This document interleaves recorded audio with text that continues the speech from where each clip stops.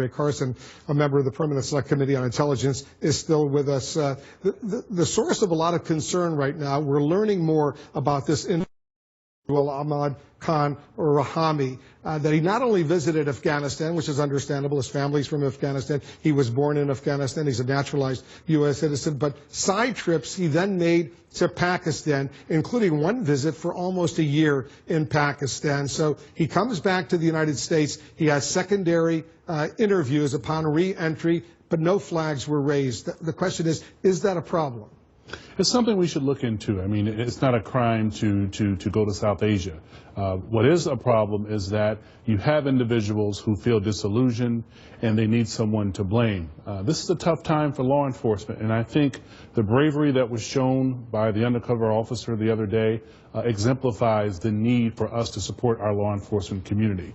They're working diligently along with the intelligence community in trying to make the connections necessary to rid ourselves of this growing terrorist threat. The problem is we now know he spent almost a year in Pakistan, including spending time in areas that are heavily controlled by the Taliban. That would raise a lot of red flags, at least to me, if I were talking to him upon his return. It should raise many flags, but we can't jump to conclusions. What is clear is that he is responsible for injuring numerous Americans, and people like him have to be made an example out of, and we're working very hard to do just that. His friends and associates have told us that upon his return he seemed a different kind of person, grew a beard, seemed to become much more radicalized. I guess nobody paid attention, or at least enough attention to that.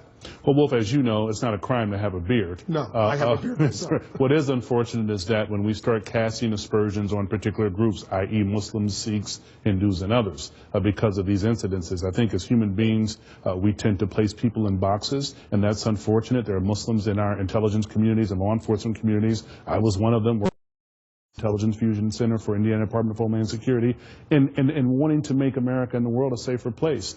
But what it is clear is that Muslim leaders are finding themselves in a position of wanting to speak out in a way, and historically you have a great distrust of the government. But now is the time to push the administration's countering violent extremism strategy and say enough is enough. Based on all the information you're getting, did he act alone? Is that the working assumption, or were there others helping him build these bombs, helping him distribute these bombs? Where's this investigation, as far as you know right now? I'm not at liberty to talk about everything, but as we speak, it seems to be that he is a lone wolf. He was a lone wolf. As far as we know. Well, do we know if he was inspired by a social media, for example, by ISIS or some other radical group, Al-Qaeda, for example? Again, the bomb that was put together is almost identical to a bomb that was outlined in Al-Qaeda's Inspire magazine. There were, of course, some deviations, but law enforcement is looking into this matter right now very critically. That's a very famous article in that magazine, How to Build a Bomb in the Kitchen of Your Mom. It's so unfortunate. I know. It's a horrible situation, Congressman. We have more to discuss. Sure. We're getting more breaking news. We'll take a quick break. We'll be right back.